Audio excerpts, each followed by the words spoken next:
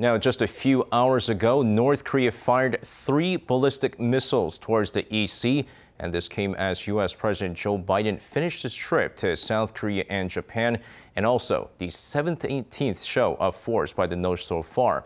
Now, for more on this, we have our defense correspondent Bae Eun-ji joining us on the line. So, Eun-ji, tell us what we know so far. Well, Seung-jae, the North fired a ballistic missile at 6 a.m. this morning. Then about 30 minutes later, at 6:37 a.m., the regime fired another one. And there was a third one fired about 5 minutes later at 6:42 a.m.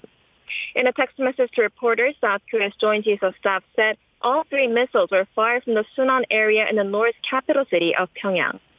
The South Korean military said it's closely monitoring the situation while closely cooperating with the U.S. to ensure readiness. The military has not yet given further details on the missiles, including the type of missiles or how far or how fast they flew. The North had been showing signs of preparing for an ICBM missile test, so today's missile launch may have involved this type of long-range missile. Now, the missiles today were launched just after U.S. President Joe Biden wrapped up his trip to Asia and just 4 days after his summit with President Yoon.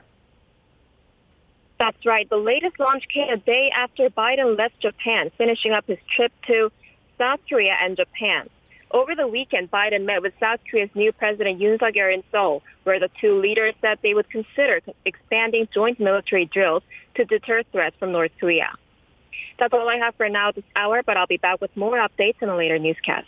Back to you, Seung-jae.